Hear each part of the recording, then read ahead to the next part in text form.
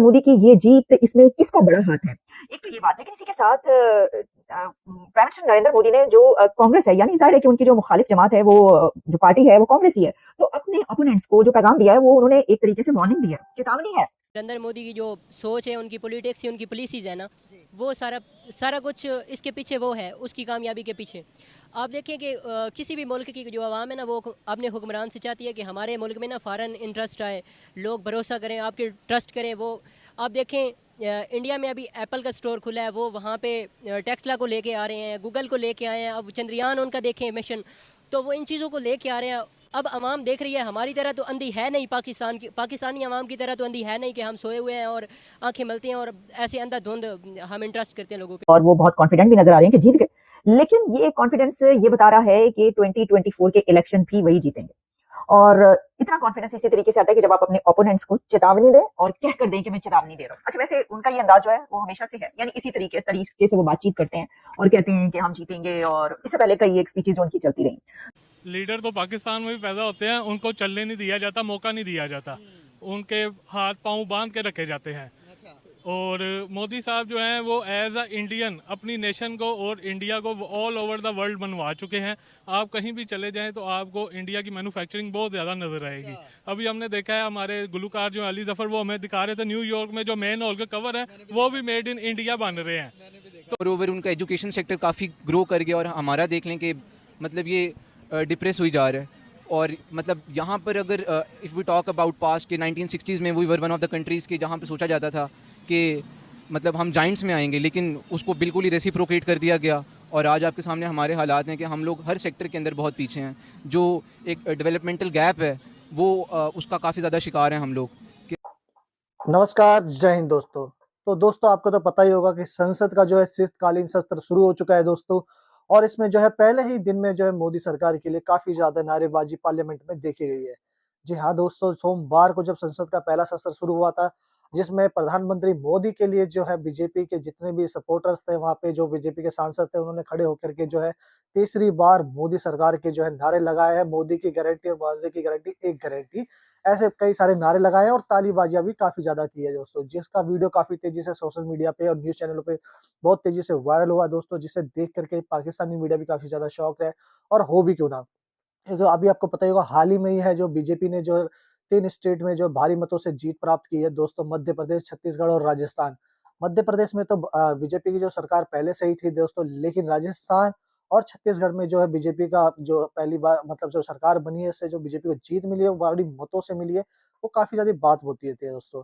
और आपको पता ही होगा, सिर पे जो है 2024 का लोकसभा का इलेक्शंस भी है दोस्तों। कहीं ना कहीं ये 3 बड़ी जीत जो है वहाँ पे भी फैक्टर देगी दोस्तों। और इस बात की गारंटी तो है दोस्तों, जो बीजेपी के जितने भी सपोर्टर्स हैं या बीजेपी के एमएलएज हैं, सबको पता है कि जो है तीसरी बार मोदी सरकार आनी है, क्योंकि कांग्रेस जो है उसकी जो द्वंद्वी पार्टी है, वो जो है अब सिर्फ 3 ही राज्यों में सिमट कर रह गई है दोस्तों। तो इससे आप अंदाजा लगा सकते हैं कि महागठबंधन करने के बावजूद भी जो है कांग्रेस को कुछ फायदा नहीं होने वाला।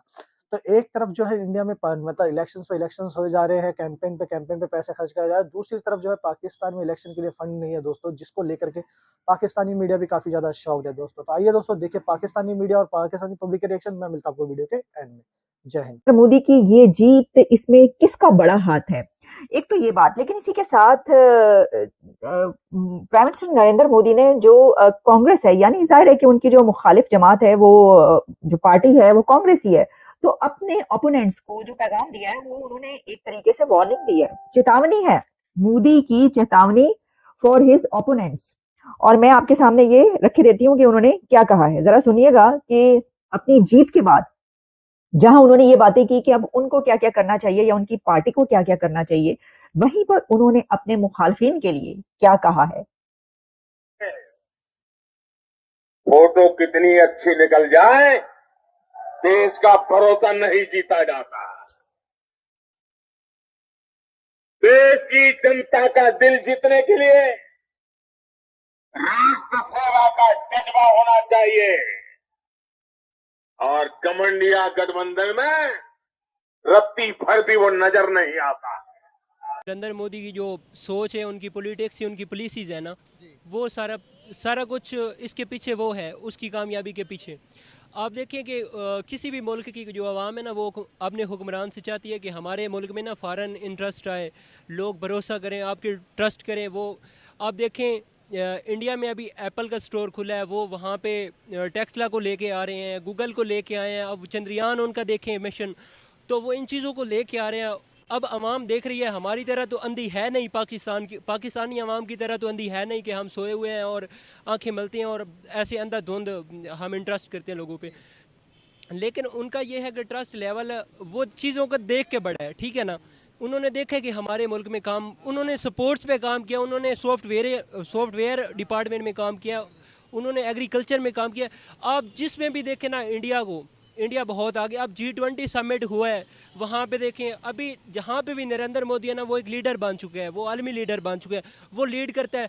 ये कोप 28 की जो अभी समिट हुई है उसमें आप देखें हमारे वज़ीर आज़म साहब को देखें, वो एंड पे उन्होंने लगाया हुआ था दीवार के पीछे, ठीक है, और मोदी फ्रंट पे खड़ा था। तो ये चीज़ें देख के हमारे हुक्मरानों के लिए ये शर्मिंदगी का बायस है, वो उन्हें शर्मिंदा होना चाहिए, सीखना चाहिए हमें। सीखना चाहिए। और दूसरी बात ये है कि लोग बात करते हैं कि इंडिया में भी करप्शन है, पाकिस्तान में भी करप्शन, ठीक है, वहाँ का थोड़ा सिस्टम ठीक है, करप्शन थोड़ी है, लेकिन है असमें हमारे निज़ाम ये है, गलत है कि हमारी ना रिस्पॉन्सिबिलिटी हमारी किसी और के पास होती है, अथॉरिटी किसी और के पास होती है। जब तक ये दोनों बातें इंडिया की तरह, जब इंडिया के वज़ीर आज़म के पास रिस्पॉन्सिबिलिटी और अथॉरिटी है, उसको कोई एस्टेब्लिशमेंट का बंदा, कोई ऊपर कोई अदलिया का बंदा, जुडिशरी एग्जेक्टिव, कोई उसको हटा नहीं सकता, ठीक है ना। और हमारे मुल्क में ये कल्चर है कि चार बंदे आते हैं, वो वज़ीर आज़म के तौर पे, उनको एक बंदे ने वो बिठाना होता है सामने और उनके इंटरव्यू कर रहा होता है, ठीक है। जब तक ये कल्चर हमारे यहाँ रहेगा हम तरक्की नहीं कर सकते। और ओवर उनका एजुकेशन सेक्टर काफ़ी ग्रो कर गया और हमारा देख लें कि मतलब ये डिप्रेस हुई जा रहा है। और मतलब यहाँ पर अगर if we talk about past के 1960s में we were one of the countries के जहाँ पर सोचा जाता था कि मतलब हम जाइंट्स में आएंगे, लेकिन उसको बिल्कुल ही रेसिप्रोकेट कर दिया गया। और आज आपके सामने हमारे हालात हैं कि हम लोग हर सेक्टर के अंदर बहुत पीछे हैं। जो एक डेवलपमेंटल गैप है वो उसका काफ़ी ज़्यादा शिकार हैं हम लोग। कि हम देखते हैं कि अगर कोई इनोवेटिव चीज़ है उसको हम इतनी जल्दी एक्सेप्ट नहीं करते हैं, उसको एक्सेप्ट नहीं करते और उसको काफ़ी मतलब हाइप क्रिएट कर देते हैं। हाइप तो नहीं क्रिएट करते, उसको नैरो करके उसको डिसरिगार्ड कर देते हैं, उसको कास्ट आउट कर देते हैं। और अगर कोई कहना चाह रहे हैं फतवा लगा देते हैं। फतवा लगा देते हैं, वो तो एक रिलीजियस टर्म्स के अंदर आ जाते हैं। लेकिन आप हर सेक्टर के अंदर उसको देखें। फिर यहाँ पर और भी काफ़ी चीज़ें हैं कि यहाँ पर करप्टेड पॉलिटिशियंस हैं, बेसिकली वो स्टैंडर्ड से पूरा नहीं उतरते हैं।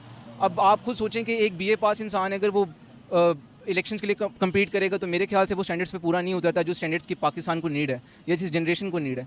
यहाँ पर आप देख लें कि PhD जो ग्रेजुएट्स होते हैं वो अनएम्प्लॉयड हैं। तो एक BA पास पॉलिटिशियन मेरी समझ से बाहर है कि वो कैसे बेटरमेंट ला सकता है, क्योंकि उसका स्पेक्ट्रम बहुत नैरो होगा। तो दोस्तों जैसा कि आपने इस वीडियो में देखा कि किस तरह से पाकिस्तानी पब्लिक जो है शॉकिंग रिएक्शंस आ रहे हैं, पाकिस्तानी मीडियाज के भी आ रहे हैं, क्योंकि जो है भारत में जो गवर्नमेंट बनती है दोस्तों उस पर काफी ज्यादा नजर रखी जाती है। जो उसके गवर्नमेंट बदलती है तो भारत की जो है मतलब जो पॉलिसी है वो भी थोड़ी बिगड़ती है दोस्तों। लेकिन बीजेपी की जो पॉलिसी रही है और बीजेपी की जो मतलब शुरू से ही कैंपेन में जो उन्होंने काफी ज्यादा मतलब खर्चा कराया और काफी ज्यादा वो मेहनत करते हैं, जिसकी वजह से जो है वो पार्टी जो है काफी ज्यादा उभर रही है दोस्तों। क्योंकि आपको पता ही होगा इन तीनों राज्यों में इलेक्शन से पहले नवंबर के महीने में जो है बीजेपी ने लगभग 20 रैलियां करी होगी, उससे ज्यादा ही करी होगी। उसमें काफी ज्यादा जो बड़ा फैक्टर रहा है कि पीएम मोदी ने सभी रैलियों को जो सभा को जो है संबोधित करा है दोस्तों। जहां तक जो इनका अटैचमेंट है पब्लिक के साथ, जो थ्रू आउट द रैली जो रैली के साथ मतलब जो पब्लिक के साथ जुड़े रहते हैं, कहीं ना कहीं वो बड़ा फैक्टर बन जाता है दोस्तों। और आपको पता ही होगा भारत में जो मुसलमानों की संख्या वो भी कम नहीं है दोस्तों। लगभग 30 करोड़ की आबादी कम से कम जो है हमारे पास मुस्लिम आबादी है जैसो। और इसमें देखा जाए तो मुस्लिम वोट भी जो है, महिलाओं के वोट जो है बीजेपी को मिल रहे हैं। क्योंकि बीजेपी के हाल ही के जो मुस्लिम महिलाओं के लिए 3 तलाक का जो कानून को हटाया था दोस्तों, उसके बाद आपको पता ही होगा कहीं न कहीं मुस्लिम महिलाएं भी काफ़ी ज़्यादा खुश रही हैं इनकी बात से। और यही भी एक फैक्टर हो सकता है कि बीजेपी को जो है अब मुसलमानों के भी वोट मिलना लग गया है दोस्तों। और वहीं अगर हम बात करें कांग्रेस की, तो कांग्रेस जो है सिमट के सिर्फ 3 ही राज्यों में रह गई है। कांग्रेस को जो है महागठबंधन भी नहीं बचा पा रही है, क्योंकि छोटे राज्यों के साथ गठबंधन करके भी कांग्रेस को जो है इतनी सीटें नहीं मिल पा रही, जितनी सीटों में उनको एक सरकार बनानी चाहिए। तो इससे ज़्यादातर जो है नज़रें रहेगी 2024 के जो है लोकसभा इलेक्शन पे। कुछ भी हो सकता है, लेकिन जो 70% से ज़्यादा जो चांसेस है वो बीजेपी के ही दोबारा आने के चांसेस है। तो इसीलिए जो है बीजेपी के जितने भी एमपीज़ है वो पार्लियामेंट में नारे लगा रहे थे कि अब की बार मोदी सरकार, तीसरी बार मोदी सरकार। और आपको पता ही है प्राइम मिनिस्टर नरेंद्र मोदी का जो फेस है वो काफ़ी ज़्यादा मतलब क्या बोले दोस्तों, इनके अलग ही चर्चे, एक ब्रांड है अपने आप में ही बंदा। क्योंकि आपको पता ही होगा इसके अलावा जो ग्लोबली जो मीटिंग भी होती है वहाँ पे भी इनको काफ़ी ज़्यादा अच्छे से संबोधित किया जाता है। आपको पता ही होगा COP 28 की मीटिंग में भी जो है प्रधानमंत्री नरेंद्र मोदी का जो चेहरा था फ्रंट फुट पे आया था और वहीं जो थे गल्फ कंट्रीज़ के जो लीडर्स थे, जो दोस्तों मुस्लिम कंट्रीज़ के लीडर्स थे वो भी उनके साथ थे और जो मतलब आपको पता ही होगा पाकिस्तान के जो प्राइम मिनिस्टर वज़ीर थे वो फ़ोटो में कहाँ थे। तो दोस्तों आज की वीडियो में बस इतना ही। वीडियो पसंद आई तो वीडियो को लाइक करें, चैनल को सब्सक्राइब करें और जुड़े हमारे साथ। जय